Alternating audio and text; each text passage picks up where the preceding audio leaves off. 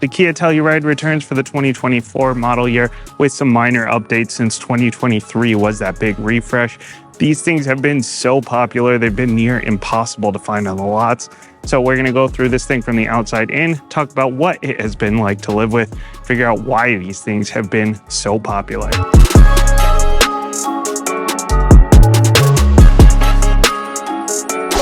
There is only one option for the engine in this one. It doesn't matter what trim level you're in, you get a 3.8 liter naturally aspirated V6. I love that they stuck with a naturally aspirated V6 because a lot of these big crossovers are going towards turbocharged 4 cylinders nowadays, the big crossovers and the small crossovers.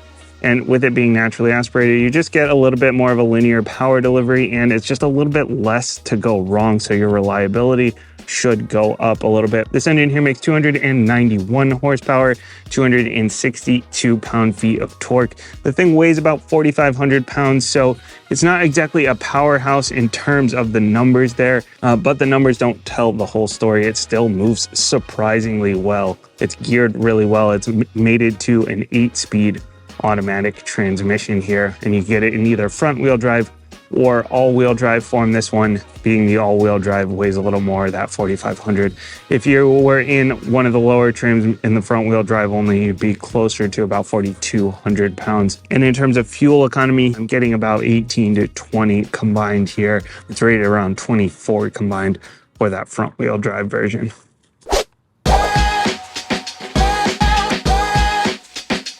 Gray is trendy nowadays in automotive, and this one is called Wolf Gray. Kia has hopped on that bandwagon, but they still allow you to get some nice vibrant colors, which is nice to see because those seem to be dying, especially in the more mainstream cars. There's a blue, there's a red, there's a green.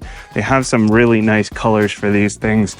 But again, this one is called Wolf Gray. You'll see a lot of gloss black trim all around. That is one of the few updates for this year for the 2024 model year.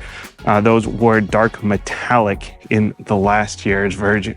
Now we've got these nice 20-inch wheels here on this SX Prestige X line. What a mouthful to say, but that is the trim level that we're sitting at here. If you get some of the other trims, you could be in 18s, you could be at 20s. You're going to be on all seasons unless you're in one of the X Pro trims, so you get all terrains in that one instead of the all seasons. But I do love this wheel design. I do wish that it were a silver or a chrome so that you could actually see it from further away, because when you're far back, you can't really see the design. But nice looking wheel.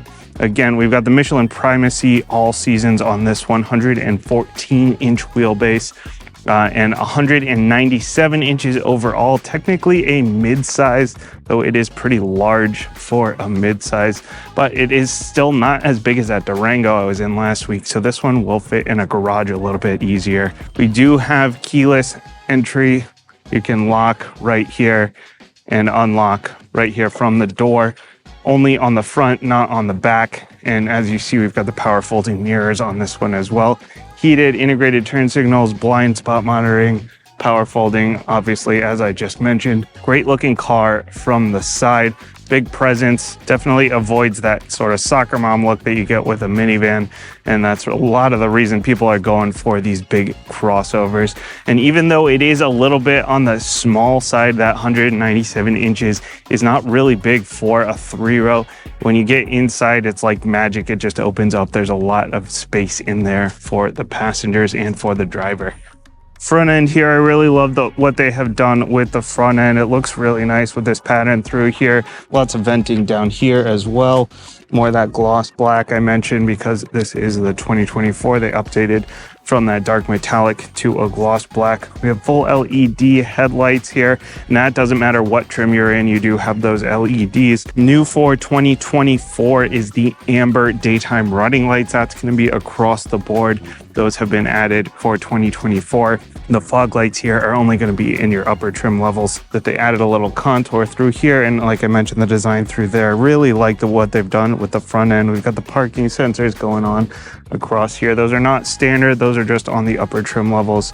And we've got the front camera right there as well, because this does have the 360 view. For the back end here, again, more of this black trim all around, and the silver really kind of adds some good contrast going on with the red through here. I love the way they did this light design. The X line is just because this is the X line trim. It's the SX line Prestige, SX Prestige X line. Such a mouthful to say. The dual exhaust going on. We do have the parking sensors back here. Those are actually standard. It does not matter what trim level you get. You do get the parking sensors as well as the backup camera. The parking sensors on the back, the parking sensors on the front, as I mentioned, are not standard, just the ones on the back. Rear wiper standard, always love to see that one. We've got sort of a flat back end. This one does have a power lift gate, standard as well. You can open it from there, or you can open it with the key right there on the side. An interesting key fob, not a lot of weight to it. All the buttons on the side. Covers back here, a little added protection. Not a ton of space back here. This is sort of hatchback territory. That's one of the problems with the three-row crossovers. You have to either give up a little bit of space in the cargo area, or you have to give up a little bit of space in the passenger area. I think they did it right by giving you a little bit less space back here, but they do give you some more space underneath here. There's also a privacy cover down here. You can actually take this whole floor out. We've got a 12 volt back here. We've got the buttons to knock down the second row, which is a nice touch. If you want to knock down the third row, just pull that down, but they do all have those anchors. We've got a speaker back here. We've got some tie downs going on. And then again, if you want to close it, you can close it with the touch of the button on the key. You can close it up here, and you can actually set the position as well if you don't want it to, if you want to just close it halfway. And the other option is you can just walk away actually, and it will close on its own. If you have the key in your pocket, you can even open it just by standing behind it for a second. It'll open right up as well. And another thing on this key fob here, we do have remote start right there. Lock it up, hold that button down, and it will start right up. That is actually standard. You don't have to option that, and you don't have to go through an app, just right here on the key. Love to see that.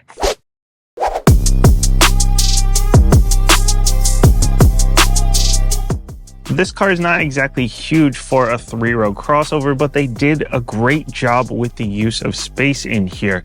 Here, the seats move forward and back, which is a simple thing, but it makes a big difference, especially for that third row. The Durango I was in last week had fixed seats, which meant the back seat was for people with no legs. For this one, I can adjust it so that I can have some space here, and the person behind me can still have some decent space as well.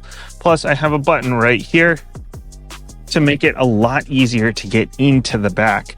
Whereas again, with the Durango, you fold the seats down, you have to kind of climb over it. Makes it a little bit tougher. Plus there's a pass through in the middle.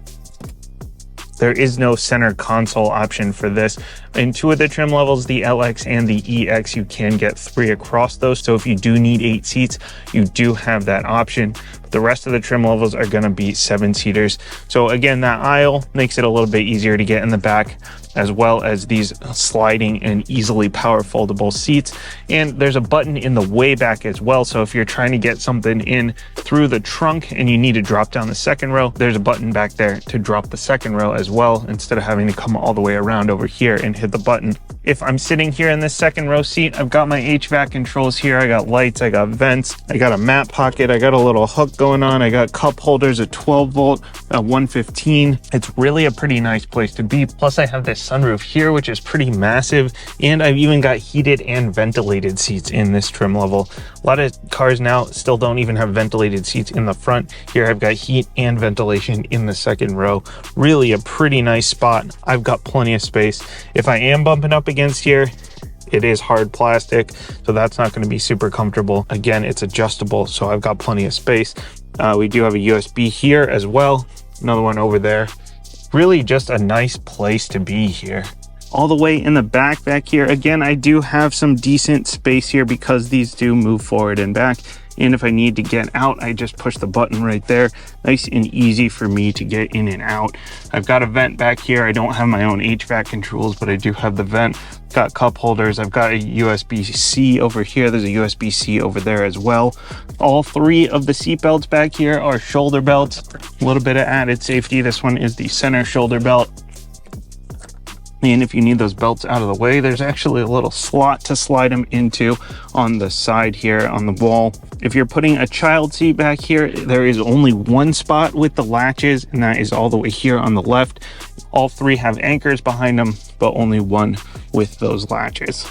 And there's a passenger talk feature going on back here. So the driver, is facing forward, looking at the road. There's a button on the infotainment that will turn on the microphone up front, and then your voice will come through the speakers and people can hear you in the back. A little bit of added safety, as well as just making it a little bit less chaotic, not having to yell across the cabin.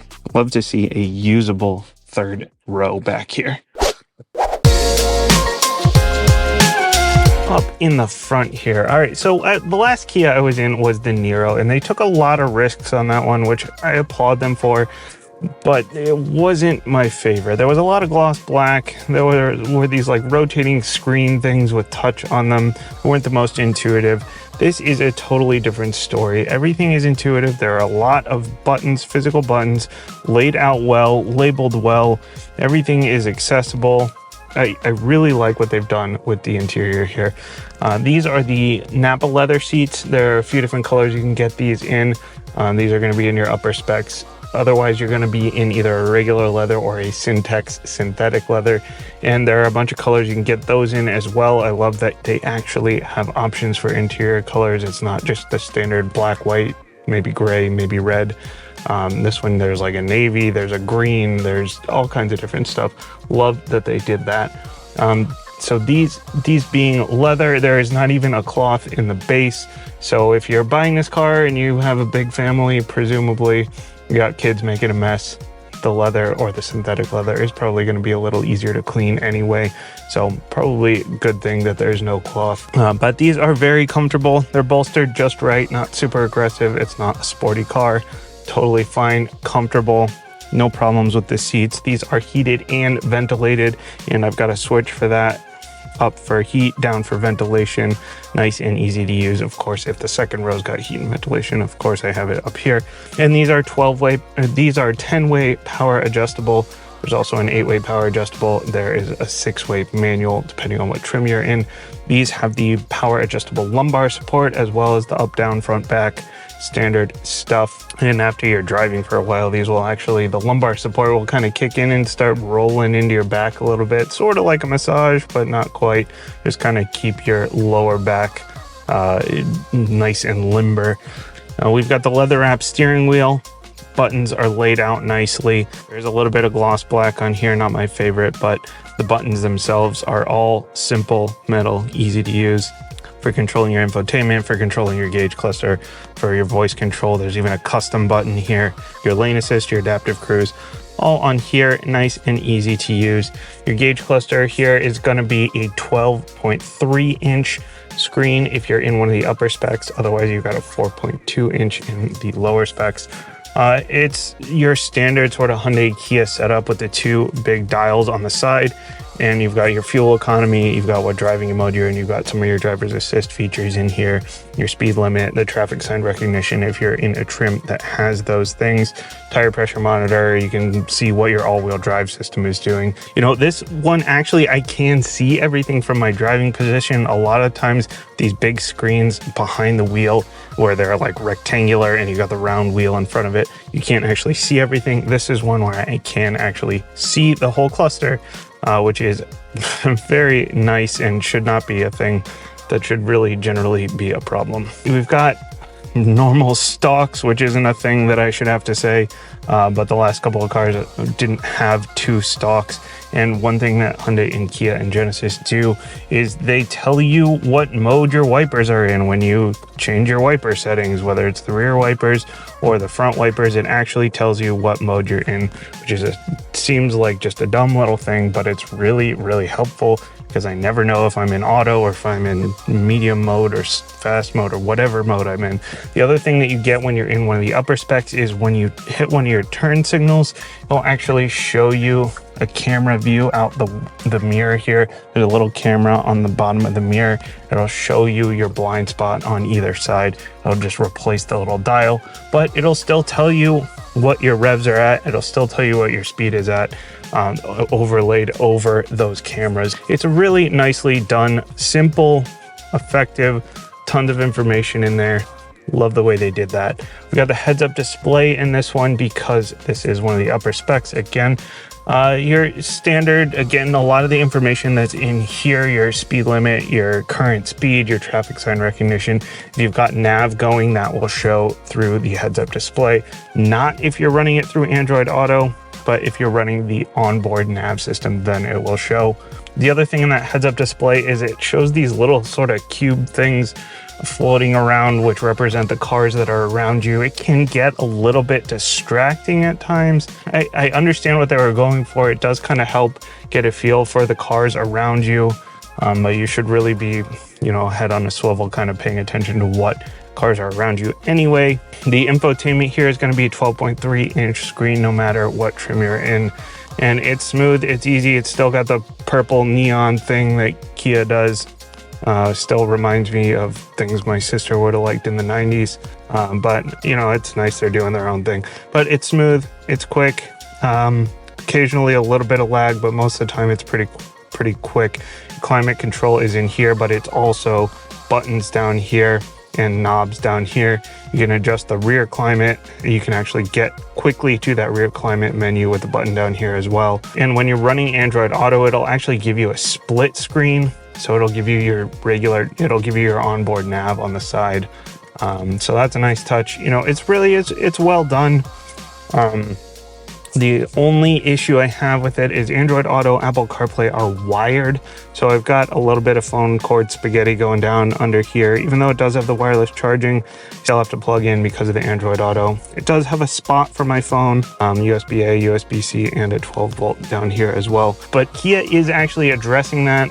Kia and Hyundai are starting to add wireless Android Auto, wireless CarPlay to their cars. It's just, it has not made it to the Telluride quite yet. Again, like I mentioned, a lot of buttons down here, quick access to specific menus in the infotainment, and there's even a star over here, which is a custom button that you can set up to do whatever you want. There's also a star on the steering wheel, so if you want to set up a custom button over here as well. We've got music coming through. Here is a 10-speaker Harman Kardon sound system. The standard is going to be a 6-speaker. This one is the upgraded one. There's no super high-end, but Harman Kardon is a nice sound system. Definitely an upgrade over the 6-speaker, but not going to be super high end. I don't usually love this sort of wood trim stuff, but it does add a little bit of contrast here, a little bit of texture. I love what they've done with the vents across here. They've sort of got the pattern going all the way across. We've got the leather wrapped surfaces. We've got your driving modes down here. It's a knob as well as your all-wheel drive lock. We'll get into that when we go into the drive portion. Your parking cameras, this does have the full 360 view since we're in one of the upper specs. And that will automatically engage when you get close to something. Your auto hold feature, your electronic parking brake. The mirror here, auto dimming. It actually has the digital display as well. So if you flip this up, then you get a camera feed through the back. I love that cars are starting to do this now, because especially in a big 3-row like this, the visibility in the back is not awesome. There are some pretty big blind spots. So now I have blind spot monitoring on the heads-up display, blind spot monitoring in here. I've got the little things with the cars showing all around me, and I've got a digital feed for the back of the car as well. It is completely unobstructed. Love that they're starting to do that. Just overall, very well done interior. It's comfortable, everything's accessible. I really like what they've done here. My only thing is, if I'm going to start getting nitpicky, I don't love that there is still some gloss black through here, gloss black through there. But it's not everywhere. It's not a lot of the touch points. A few sort of nitpicky things, but generally speaking, it's a really nice place to be. So I've been driving this thing around for the last week, dropping the kids off at school, going into work, doing regular stuff that you would do if you buy this car, because believe it or not, YouTube is not my day job. So I'm going into my day job every day, and I didn't exactly expect a big, heavy 3-row crossover to be particularly fun to drive, but they've really done a good job with this thing. You know, it's got just under 300 horsepower. There's no turbocharger. Don't expect it to be particularly punchy, but it moves pretty quickly. The transmission is very responsive. It's programmed well. This thing can really get out of its own way. It's got a bunch of different driving modes, and I actually haven't even been using the sport mode. I just leave it in the smart mode all the time, and it seems to figure out what I want to do with it, and it has been really surprisingly punchy and surprisingly responsive. I've been really happy with the way it responds, and it's got enough brakes for something this big. It's got all these driver's assist features that I mentioned in the interior section, with all the blind spot and the heads-up display and the camera feed through here, but it also has their like highway drive assist and their stop and go and their adaptive cruise stop and go. This one actually has the level 2 with the machine learning, so it'll adopt your driving habits. So when the machines take over the world, your car will continue to drive exactly like you did, and nobody will know that you're missing. But it does a great job with that. And when you're using the highway drive assist, when you're on the highway, it will make you keep your hands on the steering wheel as well. This is not a hands-free system. This is not autonomous driving. You still have to have your hands on the wheel. This one, also being one of the upper specs, has the lane change assist, which I still find to be a little bit of a strange feature. That's been on a few cars I've been in recently now, and I feel like it's just automakers preparing for the like level 3 autonomy or whatever the next level is. I mentioned we've got all the cameras and stuff to help out with your views all around, your blind spot and seeing in the back, because being in a big car like this, it does have a pretty big blind spot over there. It's got a decent blind spot right here with this blue pillar right behind me. If you don't see something and you hit your turn signal, it will beep at you. It will let you know that something is there. And I don't find it to be overly intrusive. I don't find it to be overly aggressive. I think it really does a great job. So they've done a great job with that, with all the assist features, with all the driver's assist stuff for the highway, for stop and go, for all of that. It's not super luxury comfortable or anything, but for something this size, it rides fine. It rides well enough. In terms of noise, it's on the quieter side, but it's not super like luxury levels of quiet or anything. It's definitely better than what I would expect at this price point. I'll say that much. I mentioned that all-wheel drive lock when I was talking about the interior section. So if I hit that button, it's basically going to set your all-wheel drive system to split the power evenly between all the wheels. You get a 50-50 split from the front to the back. You get 50% of your power coming from the front wheels and 50% from the back wheels, and that will work up to 20 miles per hour. Right now I'm on the highway, it's not going to do anything.